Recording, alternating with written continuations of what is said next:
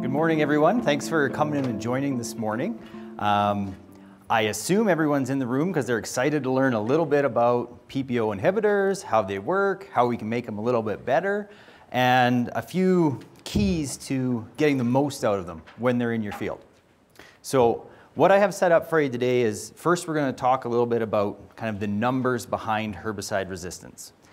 And I really like this because it's a simple way for you to explain to your growers, people that you work with, what your risks are when it comes to certain herbicide groups developing resistance, or to weeds developing resistance to certain herbicide groups. And also a really easy way to see what the benefits of using multiple modes of action are. Then we'll switch gears a little bit and we'll get into a little bit more technical stuff, talk about exactly how Group 14 herbicides work, what they do to kill the plant, and then split off in there within Group 14 and talk about residual type Group 14 products that are soil applied residuals, and contact type non-residual Group 14 foliars, how they work and how we can make them better with other herbicide groups. And I am going to use up quite a bit of my time going through. There's a lot of information. If you have a pressing question, toss your hand up. Otherwise, we should have a little bit of time at the end to go through some as well. So, all right. So numbers behind herbicide resistance. I'm sure everyone's seen this little pyramid before. I took that right off the back of the Saskatchewan Crop Guide. All that's saying is that those numbers, those herbicide groups that appear at the top, have a greater risk of having weeds develop resistance to them. And the way they quantify it up there is they're saying that those two groups, Group 1 and 2 up at the very top, you should expect there to be resistance in your field in less than 10 applications of those herbicides. The groups that are down at the bottom, the 4, 6, 9, 10, are real workhorse groups. You should expect there to be resistance in your field after 20 plus 20 herbicide applications from those groups.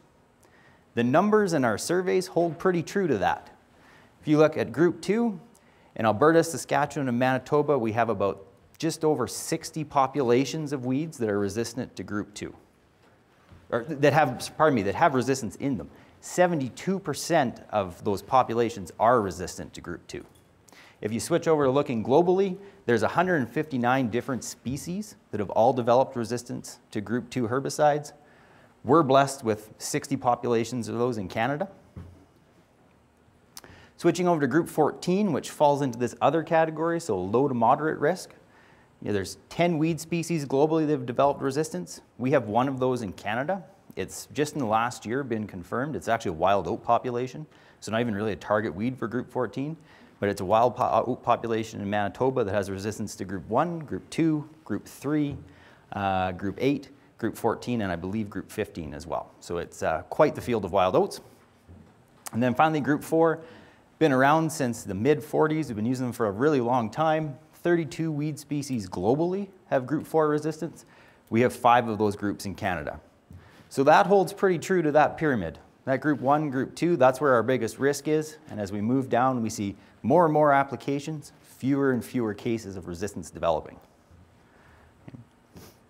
So the title of my talk up there was, how do we slow resistance development, not prevent resistance development. I don't believe in the word prevent in terms of resistance development. Okay? The biggest thing that I'd like you to leave with today out of this talk is, if you spray a herbicide, you create resistance. There's no such thing as preventing it. A herbicide is a selection pressure. It's a very heavy, very good selection pressure. And it's no different than a wheat breeder going out into the field and selecting wheat varieties based on protein content or disease resistance or yield.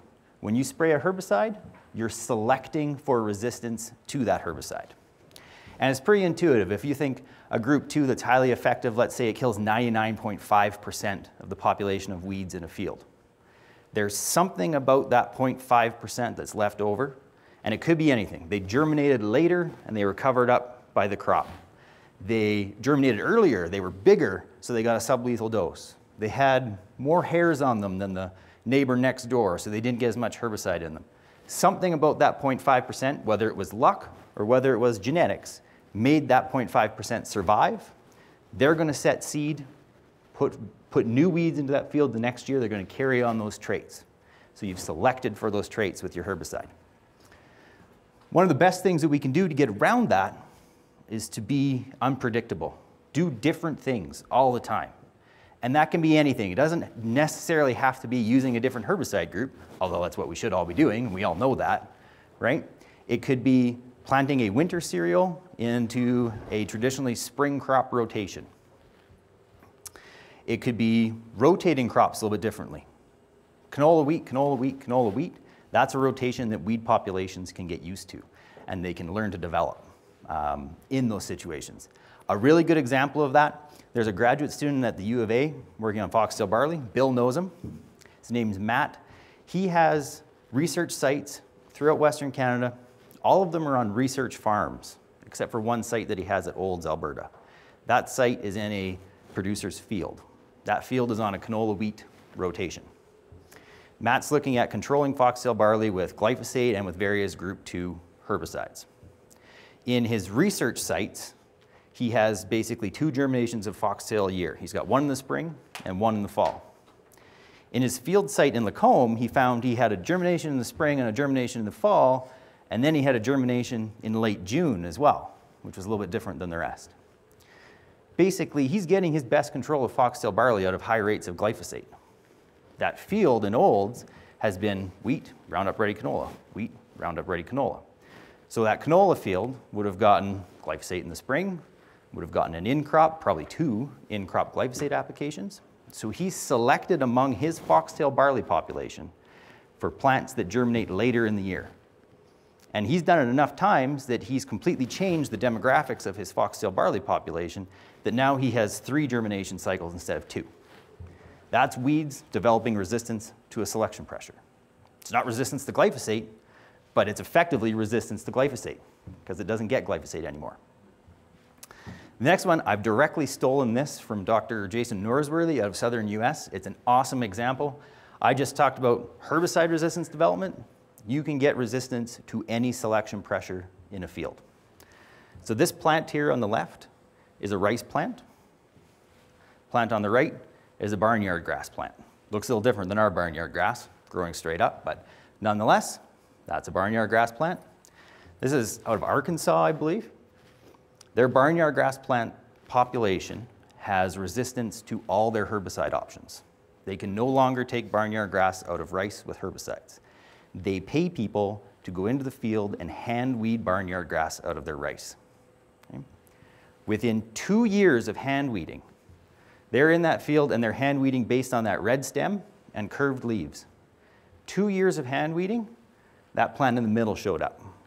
That's barnyard grass. It's resistant to hand weeding. Unless it's between the rows, they can't tell it apart from the rice to pull it out. Right? Selecting on red stem, curved leaves, you got rid of all the individuals in that population that have that, and now you have resistant rice to hand weeding. Right? It's very simple. When we plant a field of wheat, we're planting millions of an identical individual, right? Your weed populations generally are millions of unique individuals. They have different genetic material in them. They respond to stresses in different ways. You have enough variation in those populations that this can happen. So in terms of slowing down resistance development, which of these would be more effective? Rotating your groups year by year, which we're all doing, I hope, right? Or tank mixing modes of action together? There's some easy numbers to tell us how these things work. If you go back to the pyramid that I put up, these same numbers that developed this less than 20, more than 20, Dr. Hugh Becky put some numbers together to kind of quantify this. And they're round numbers, but for our purposes, they work really well to illustrate a point. Group 2, up at the very top of that pyramid, Group 2, you're looking at about 1 in 100,000 individuals within a weed population is going to naturally have a mutation to confer resistance to Group 2. Group 1 is up at the very top there. It's about 1 in a million. Okay? If you get to that other group that Group 14 is in and several others, you're looking at about a 1 in 10 million. Okay? And then our workhorses, like I called them earlier, your Group 4, 9, 10, and 6, those are more like 1 in 100 million individuals in a population. Okay? So to put that into real numbers, if you have a quarter section with a weed population and that weed population is 2 plants per square foot, let's say, So not a very heavy weed population at all. There's about 7 million square feet in a quarter section, so you'd have about 14 million individuals of that weed species in the field. If you go in and spray your group 2 with that 1 in 100,000 risk, when you're done spraying, you should expect that there's now 140 weeds in that field that are resistant to group 2. Okay? I'm not saying don't use a group 2, I'm saying manage that the next time you go back into that field. Every time you spray, you're creating resistance. You have to manage it the next time you go in. So group 2s, you'd have that about 140 number. Group 1, you'd be looking at about 14 individuals in that field. Group 14, 1.4, and even our really reliable ones, group 4 and group 9, you're still looking at 0.14. The takeaway is that number's not 0. You have a chance of developing resistance every time you spray. Okay? So how does tank mixing play into this? With tank mixing, the simplest way to look at it is you're adding those exponents. Now there's a bunch of assumptions there. Those assumptions being, first of all, the modes of action that you're tank mixing are going to be active on the same weed species. So those are going to target the same weeds in your field, right? Those groups are going to be equally and completely effective on that weed, so we know that's not necessarily true. So these nice round numbers aren't necessarily going to hold out for us. And the biggest one is that there's no resistance to those groups in the field already. If you're tank mixing groups of herbicides together, targeting a weed, kochia for example, and it already has resistance to one of the herbicides you're including in tank mix, you can put that in there and it's going to work on the other weeds, but in terms of a tank mixing strategy, you might as well have not put that herbicide in the tank. What these numbers are showing is just basically adding the exponents together of those numbers I talked about already. If you mix a group 4, a group 14, and a group 9 together in your tank, all of those active ingredients are going to target broadleaf weeds. You've got a 1 in 100 million risk from your group 4, you've got a 1 in 100 million risk from your group 9, and you've got a 1 in 10 million risk from your group 14. You can basically add those exponents together and you get this number, which is 1 times 10 to the 23rd power, or what Google tells me is a septillion. Okay, so with those 3 groups mixed together, you have a 1 in septillion risk of having an individual weed in that field that is going to simultaneously have mutations that's going to make it resistant to each of those herbicide groups. So all we're doing by tank mixing is lowering that risk. It's still not going to be 0, but it's a heck of a lot lower. It's exponentially lower. So now that I've scared you with all that, let's take a step back and let's talk about how group 14s actually work. So kind of get into some of the meat and potatoes of this group, what it does, how it works. So there's your group 14, there's that darn triangle again. Part of the other group, so a low to moderate risk of resistance development, 1 in 10 million.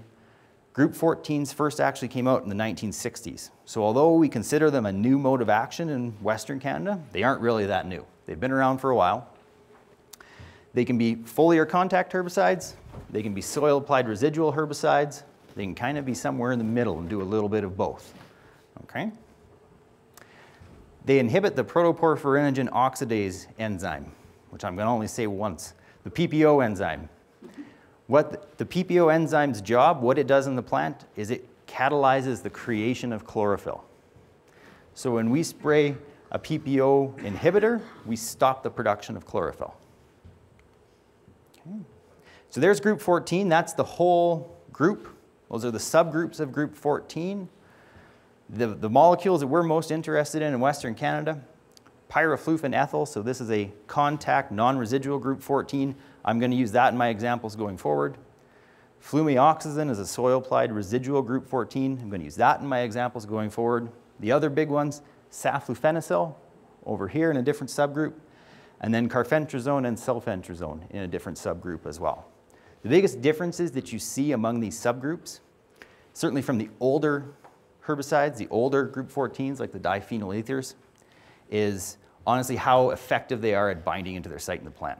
So diphenyl ethers, you would have been using a use rate of 200, 400 grams active ingredient per hectare, whereas our newer ones, carfentrazone, pyraflufen, you're under 10 grams active per hectare. They're far more efficient at doing what they do.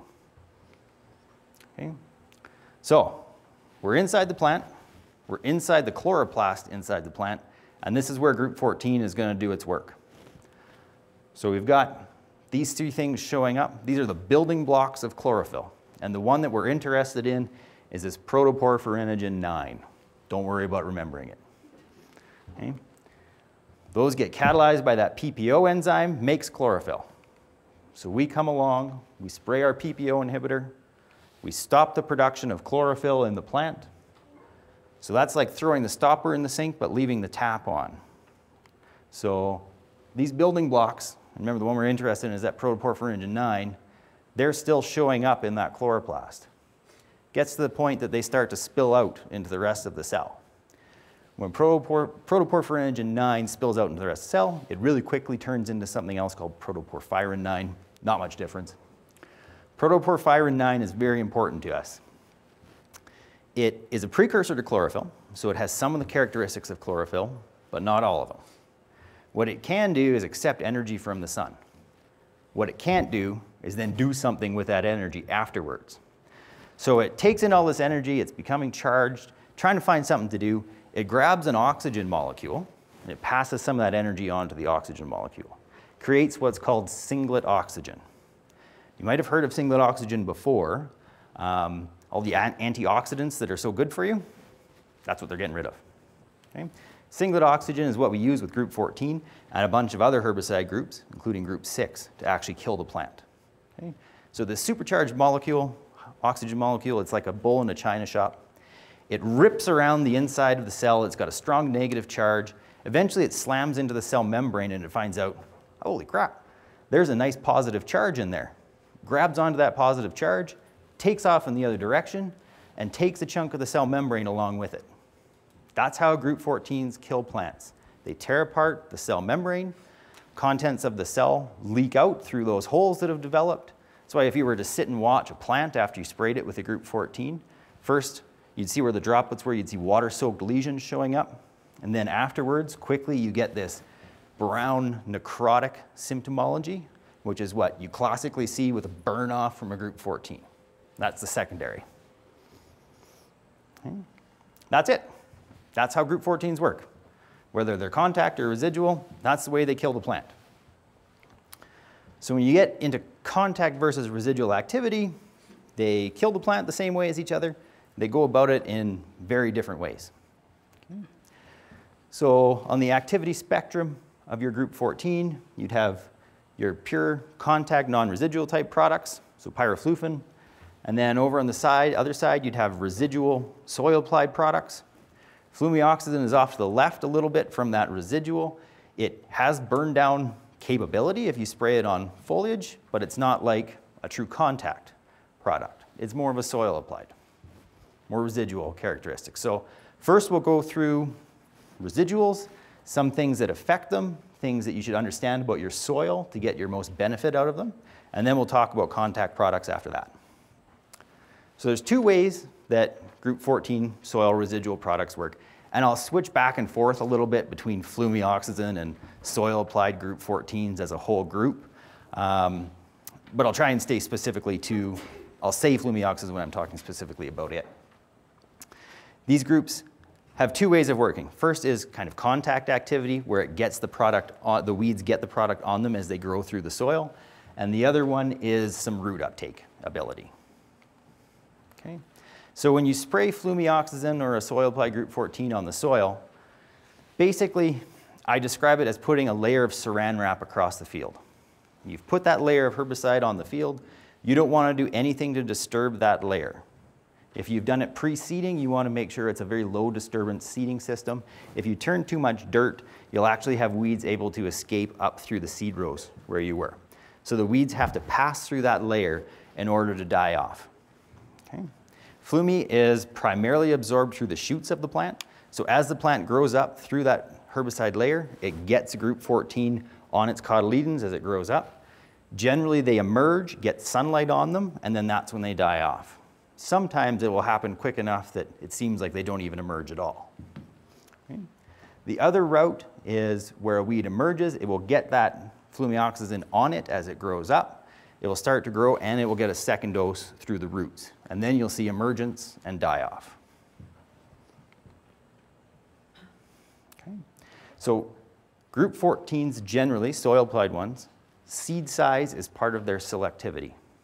The smaller the seed size, the better those products will work on them because those plants will switch from living off their seed to living off of photosynthesis faster.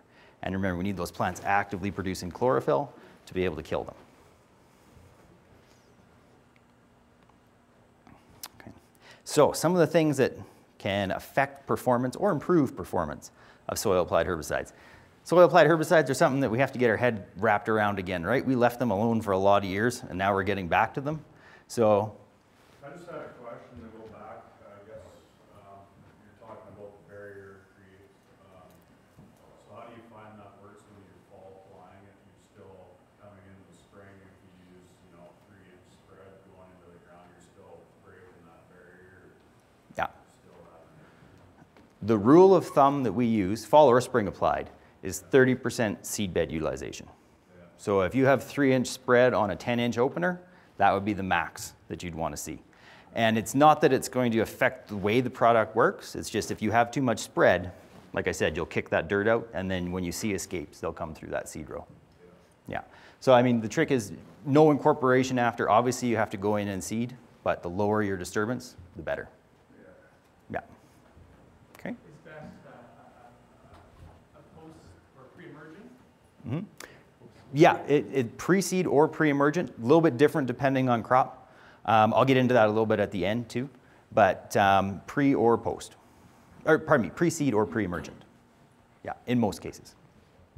So 4 things that really affect these herbicides in the ground, and I've listed them kind of in order of importance to these herbicides. Moisture, organic matter in your soil, soil pH, and then your soil particle size distribution. We'll go through each one in a little bit of detail. So moisture, you've probably heard it said for group 14 before, needs to be activated by rainfall. What the heck does that actually mean, right? So you've applied your flumioxazin or your group 14 to the soil. That product is now caught up in your crop residue and is on the surface of the soil. Activation means that you get a rainfall, washes that product to the soil, it enters the soil, and it grabs onto soil particles, okay? These products are in a constant flux between being grabbed onto a soil particle and grabbed onto water. Okay? Water is where we want them to be. When they're in the soil-water solution, that's when they're available for uptake by those plants growing through them. So activation just means that the herbicide has been put into soil-water solution in the soil. So if you're doing a fall-applied application, you're guaranteed your activation when the snow melts in the spring. If you're doing a spring-applied application, you put the herbicide down, and then after your next rainfall is when it's considered active. The question I often get on that is, how long does it stay active in the soil? The answer is basically, it's available in that soil-water solution until the wilting point. That's the point where plants can no longer get any more water out of the soil. If it gets that dry, you've got bigger problems than your herbicide not being available, right? But if it does get that dry, that herbicide locks back into the soil, and when it rains again, what's left will come back out. Okay. Organic matter, next one on the importance scale for these products. The amount of organic matter in your soil changes the amount of charge in your soil and changes the amount of herbicide that binds permanently to that organic matter in the soil. More organic matter, more herbicide binds to it, less active ingredient available in the soil, okay? And there's differences within the group 14s about how important organic matter is. We know from some of our testing that flumioxazin is less responsive to increased organic matter than sulfentrazone was. So basically, the Valtera label right now says at 5% organic matter, that would be about the max that you should have to be applying Valtera in the field. Our testing shows that goes up to about 8%. So we're going to continue some work to be able to change the label to reflect that. You can see pretty clearly, this is percent organic matter in the soil along the bottom, percent control along the y-axis. At 5%, these points are nice and tight and clustered together. That's 3 different species that we're controlling. Those points are clustered together pretty well. As your organic matter rate increases, that control starts to move from control into suppression. and it's just to do with how much herbicide is actually available for uptake. So what this actually looks like then in some pot studies, it's kind of nice to see. From 0 to 4%, you have 100% efficacy. By the time you hit that 8%, you have less herbicide available, so you start to see some escapes. Soil pH. Soil pH affects the solubility of herbicides. The lower the pH, the less herbicide releases into soil solution. Okay? With Valtera, you're looking at about 5.5, where your pH starts to be affected by it. Same graph, same idea, pH on the bottom axis, control on the top. Not a huge response, even here down to 5, you're still above that 80% control, but you can see that trend line. There starts to be a little bit less availability. And likewise in the pots, you can see the same thing, the treated on the bottom. There's probably a little bit more in the pH of 6 than you'd expect from the graph before that, but starting to see a drop off in efficacy as pH gets lower. Okay. Particle size distribution, this is one that Flumi is pretty robust against, but it's pretty intuitive when you think about it. The more surface area in your soil, the more charge in your soil, the more herbicide locks into that soil. So if you have a sand soil, you're going to have more herbicide that's going to move into the water, into the soil water solution. If you have a very, very high clay soil, you're going to have more herbicide that's going to get tied up in the clay. Now, like I said, it's fairly robust to it. What you want to avoid is the extremes. So you want to avoid a 100% clay situation. You want to avoid a 100% sand situation. And sometimes you could see this in a field if there's an area of very, very high sand content. You might even see some crop injury in that area because you have more herbicide available to the plants. Likewise, if you happen to have a spot with very, very high clay, your residual might not last as long in that part of the field as in another part of the field. Here's what it looks like on the graph. Like I said, pretty robust. Up to 70% clay, we aren't seeing much of a drop off there. Likewise in the pot situation, again, we've got control all the way up to that 70% clay content point. So it's lower on the list for flumioxazin in terms of its response to it. Okay. So some of the benefits, I guess, of including a group 14 soil applied residual, why would you do it?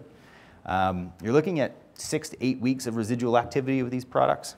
That gives you some more flexibility on your in-crop application.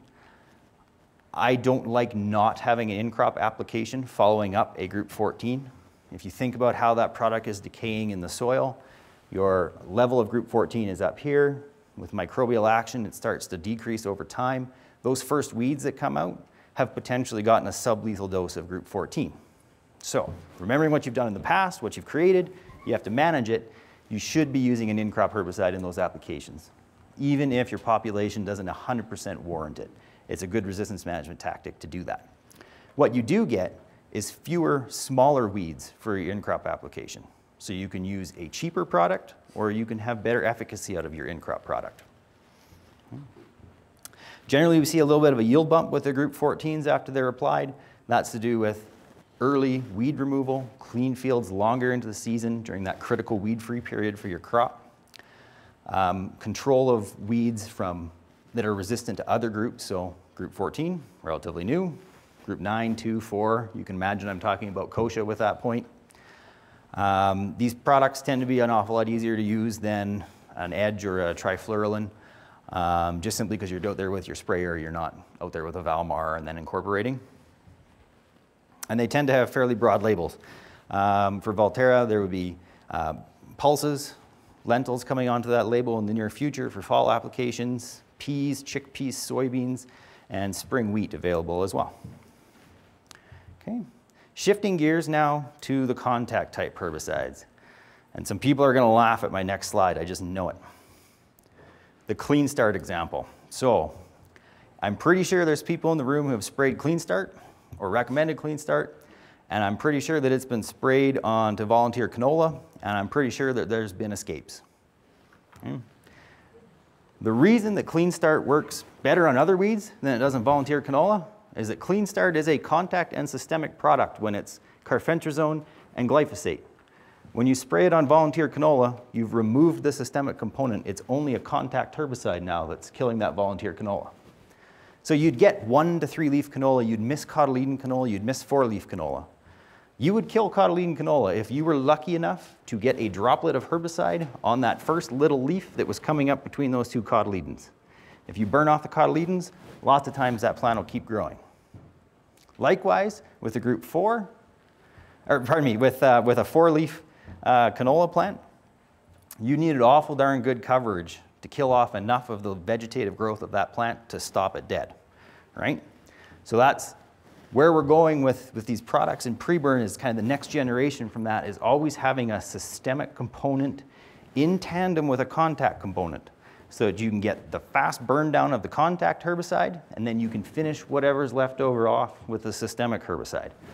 And that's where you get Conquer, which is carfentrazone and bromoxynil, Goldwing, which is Pyraflufen and MCPA, and Blackhawk, which is Pyraflufen and 2,4-D.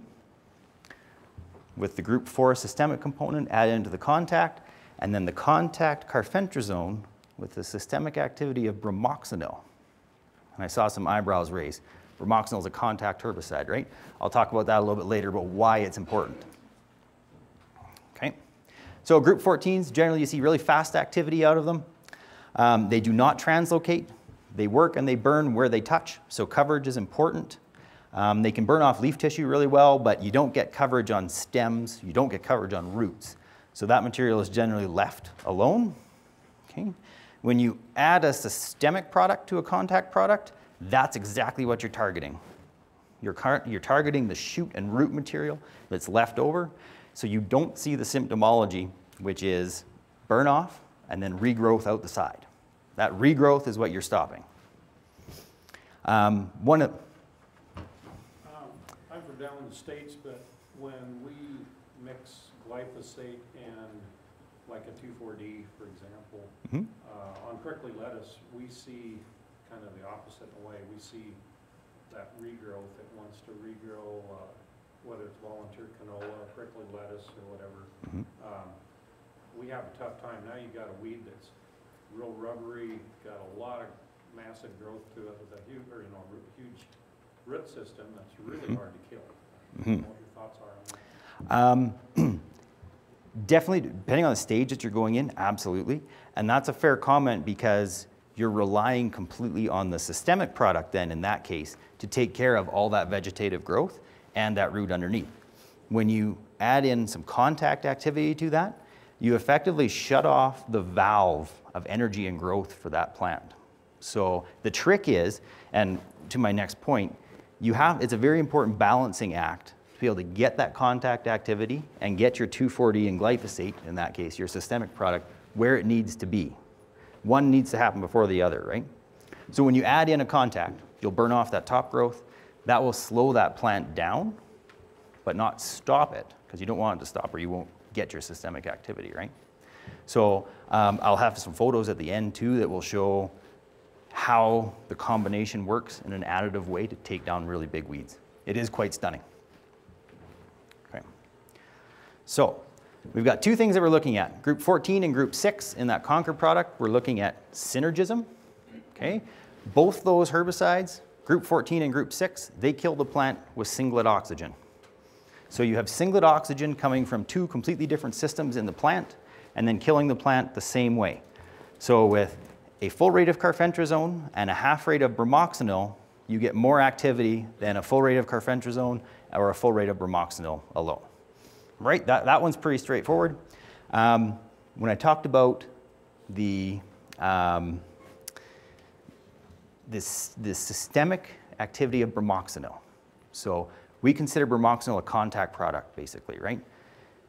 If you look at the characteristics of the molecule, it actually has the ability to move systemically in a plant. What happens is it works so fast it limits its own movement. So Conquer picks up cotyledon canola to 4-leaf canola. Clean Start was 1-leaf to 3-leaf. Okay? The difference in that cotyledon canola is the bromoxynil, and the difference is that it has the ability to move physically far enough to kill a cotyledon type canola plant. It has enough systemic movement as bromoxynil, you'll see it move to leaf tips sometimes, that it takes down that small stuff. And then with the bigger stuff, what you see is the synergy activity between the two, being able to take down larger weeds than either of the products alone. What I'm going to focus on beyond there is additive activity that we see with group 4 and group 14. So a quick review of group 4 and what it's doing. Group 4 has been around since World War II, over 70 years. It has that low resistance development that we talked about already. I think we all know that it's a synthetic auxin. It's imitating indole 3 acetic acid in the plant. And we get this really nice visual symptomology. When you spray to group 4 and you walk out in the field, you know that you're killing weeds because you have this twisting symptomology. The plant basically grows itself to death, is what we're saying all the time, right? In reality, what group 4 does in the plant is a massive amount of work. There are so many different things that a group 4 sets off in a plant that despite the fact they've been around for 70 years, we don't even know everything that it's doing so far. Okay? What I'm going to focus on is what group 4 is doing as it pertains to group 14. Okay. So when you spray your group 4, one of the first things that happens, within 5 to 10 minutes of that group 4 reaching the cell, it starts to acidify the cell wall. Okay? So after that, 30 minutes and so later on, then you start to see the other effects of group 4 taking on, which is gene upregulation, increasing the amount of growth of the plant, uneven growth, that type of thing. But pretty much immediately, the cell wall acidification starts. Basically, the way to think about this, think about the plant cell like a cardboard box with a balloon inside, and the balloon is blown all the way up and it's pushing on the cardboard box. Okay? When the group 4 goes into the cell, the pH changes. pH inside the cell is higher than the pH outside the cell. That makes the group 4 molecule drop a hydrogen atom off of itself. That starts to acidify the cell inside. The cell recognizes that, doesn't like it. It uses energy to take that hydrogen molecule and move it outside the cell membrane. Those hydrogen molecules start to build up between the cell membrane and the cell wall. So between the balloon and the cardboard box, you're starting to acidify that. That weakens the cell wall, so it weakens the cardboard box. You took a pitcher of water, you dumped it on top of the cardboard box, it's getting weak. The cell membrane pushes out the cell wall, so your cell membrane is now under more pressure. It's bigger, it's stretched out. Okay. Okay. So of course there's a whole bunch of other stuff going on at the same time. This is just as this activity is going to relate to group 14, right? Okay. So simultaneously, if you spray group 4 and group 14 at the same time, you've got the group 4, which is creating more demand for energy for the plant because it's going to make the plant grow itself to death. So you need more chlorophyll production coming from the plant. You're acidifying and weakening that cell wall, which is stretching out your cell membrane and making it weaker, right? Your group 14, that's stopping the production of chlorophyll altogether. So it's creating a negative feedback loop, which is exacerbated by the fact that the group 4 wants the plant to grow faster, right? So we've got a whole bunch of those precursors that I talked about earlier, that Protoporphyrinogen 9, a whole bunch of that is showing up in the cell, and there's nothing to do with it, right? It turns into that Protoporphyrin 9, sunlight add in, creates singlet oxygen, and that singlet oxygen is attacking the cell membrane. So what we've got is some nice overlapping of activity between the two groups. What you end up seeing, translocation of the phenoxy herbicide out of the cell into the shoot and root material. You have that increased demand for chlorophyll coming from the group 4. You have more production of chlorophyll precursors, which is increasing the effectiveness of your group 14. Decrease the overall availability of chlorophyll, so negative feedback loop, demanding more. And your cell wall and cell membrane are weakening, and the cell membrane is being attacked by the group 14. What you end up with at the end of the day is fast necrosis from the group 14, and then destruction of the shoot and root material from the group 4. This is from one of our research sites in Melfort. So this is Pyraflufen-ethyl with a ½ liter of glyphosate and merge. This was a wild buckwheat plant, so a good example. We know glyphosate's not that great on wild buckwheat, right? Had really nice burn off of those first leaves that were there at the time of application, and then you started to see some of that sprouting back out the side of the shoot.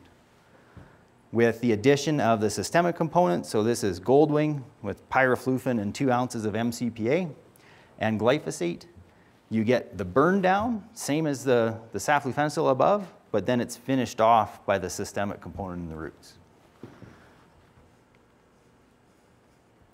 So how am I doing for time? 10 minutes. 10 minutes? Okay, okay, perfect. So the trick now, which we brought up a little bit earlier, is if the group 14 works too fast, you'll limit translocation of your systemic components out of that cell, right? So you kind of have two options when you're designing a herbicide, if you will, to combat that. The first thing that you can do is you can add more of the systemic component because you will influence the amount that moves out in the same amount of time. Or you can choose kind of a group 14 component that works in a little bit of a different way.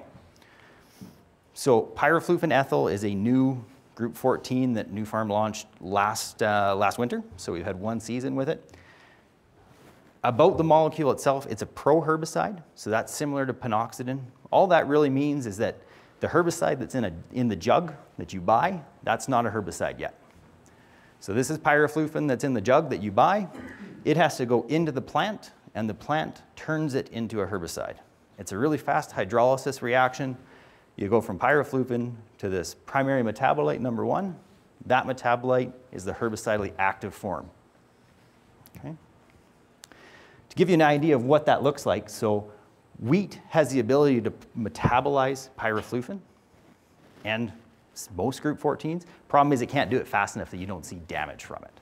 Okay? So in the case of wheat, and this is 6 grams active that was applied to the wheat, after an hour, you have pyraflufen, which is this bottom bar here. That's that first mode, if you will. And it's being metabolized, turned into that primary metabolite that is the active herbicide. Okay?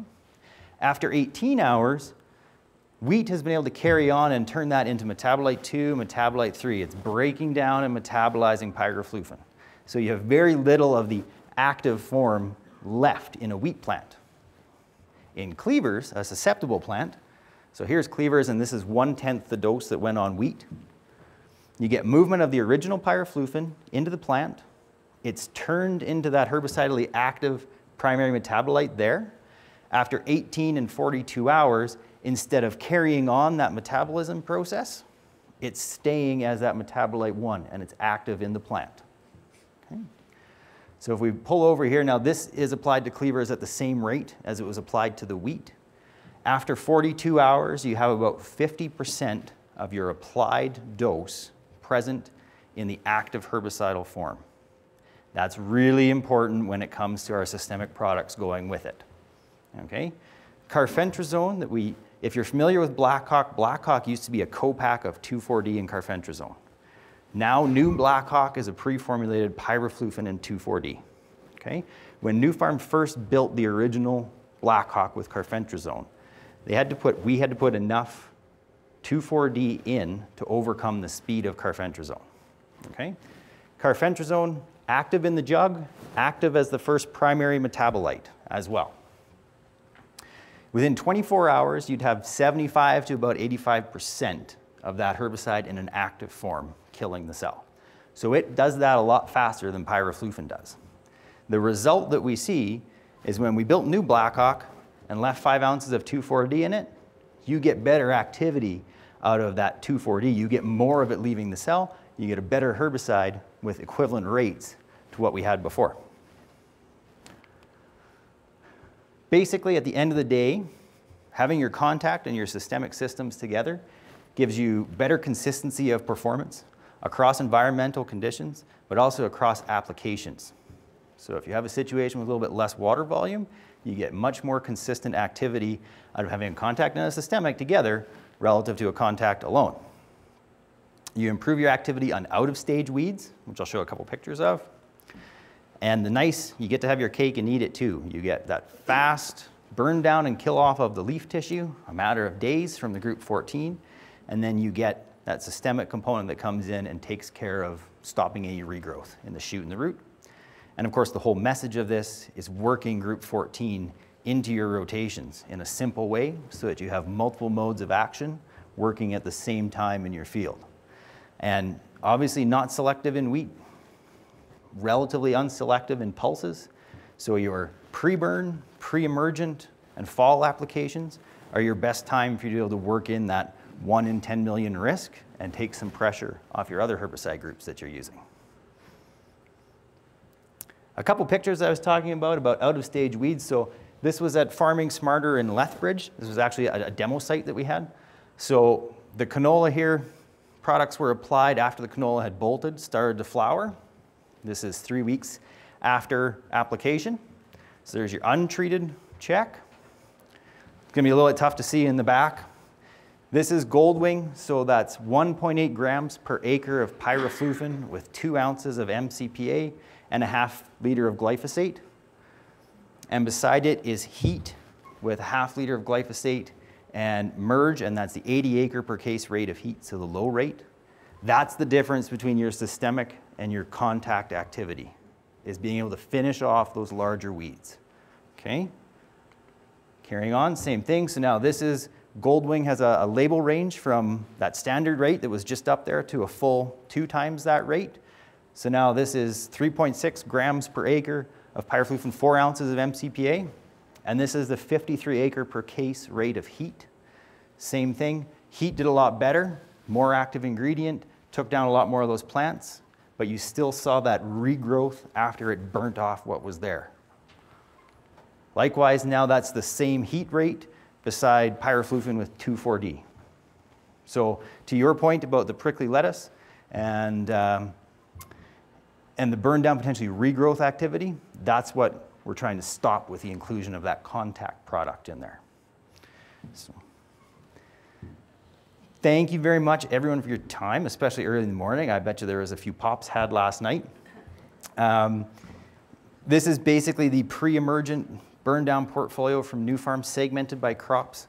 If there's any questions about the Nufarm products, I'd be happy to take them. We have some staff here for the booth as well, and hopefully there's some questions here after the talk. So, anybody with questions? We've got 3 minutes. There we go. Bill. Pyraflufen is replacing carfentrazone in, was it Goldwing or Blackhawk or Goldwing? Yeah, so Goldwing is a brand new product that launched this year. That's the pyraflufen MCPA formulated together. Blackhawk pyraflufen is replacing carfentrazone.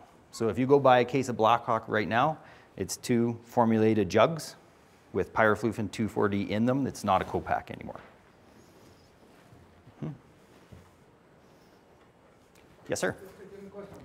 From farmer's point of view, you're telling me to, rather than having one herbicide, add another. Is there a potential that you can reduce the dose of the first one and add the second one and still get this good result? Has some work been done like that, different days combination? Yes. It's a very good point. You have to be careful when you do that, though. If you have a case where you have synergism between molecules, you can get away with that. And that's what Conquer does. So Conquer is a full rate of carfentrazone and a half rate of bromoxynil, because when you put those 2 modes of action together, your sum is greater than the 2 parts. So you can cut rates in that case. If you're looking at modes of action that don't have true synergy between them, that are just, I'm going to do my job and I'm going to do my job and we're in the tank together, then it's very dangerous to cut rates if you have any potential of resistance to one of those actives in the field already, right? Because if you have resistance in your field, you have to just assume that whatever active you're using that resistance is there for isn't in your tank anymore in terms of a resistance management strategy. Mm-hmm. Yeah. Yes, sir. For Conquer, is Partner a direct competitor or Synergies on Liberty Link system and Conquer's more for a round system? They are direct competitors with each other. So Any side-by-side trials, Conquer versus Partner? yes, lots. That was our main comparison. I don't have any slides here, but we can definitely provide that. It is, like I said, that synergism. That's why it was designed with the half rate bromoxynil. You see additive and synergistic activity with the 2 together.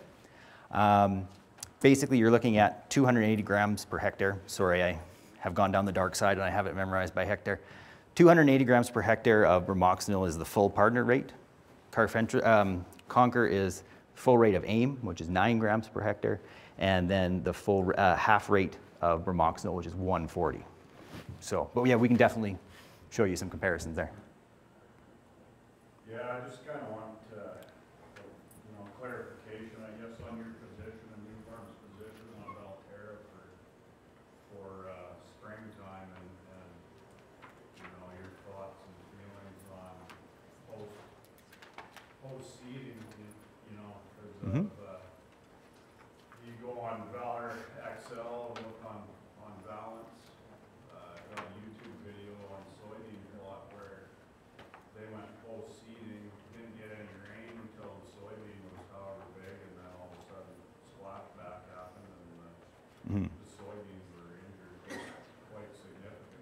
Yeah, yeah, and that's a risk. That's one of the ways that you see injury out of those group 14s is if you have it sitting on top of the soil and you have a very heavy rainfall as your first rainfall, the rain droplet will hit the ground, have dirt in it, splash up and get on the leaves, and you'll see some burn. Now, in that type of situation, that would likely happen if you applied and then seeded and didn't have an activating rainfall. The same situation would occur, right? So with Valtera, the way our label is, the way we recommend Valtera, peas, chickpeas, and soybeans, you can apply up to 3 days after seeding. Okay? Wheat, spring wheat, is a 7-day window. Okay, so you need to apply, wait 7 days, and then seed your spring wheat. That's for that exact reason. You can see splash up on wheat as well. Okay, lentils, which are going to be coming onto that label, that's going to be a fall-only application. Okay, so your difference basically with the splash up with the injury is that that injury, when you do see it in soybeans, is transient. It doesn't generally end up affecting yield, so you'll get burn on the leaves, but kind of like what we were talking about with the contact products, that burn will disappear and they'll keep growing out. So Valtera is very commonly used in Eastern Canada. We're just starting to use it in Western. It's Valtera still in the East. Yeah, no, they're using it with the bulk. Oh, yes, that's Fierce. Fierce, yeah, and it's a combination of a full rate of flumioxazin and a lower rate of pyroxasulfone. To that point, there's a rate range on the Valtera label as well, specifically for soybeans. For the other crops, we stay at the low rate recommendation, but there is a 1.5 times rate on the label for soybeans as well. In the West, we tend to just stick at that 70 gram per hectare rate, or 57 grams per acre. Mm-hmm. Yeah. All right, well, it is networking time. Awesome. So thank you very much. Thank you everyone.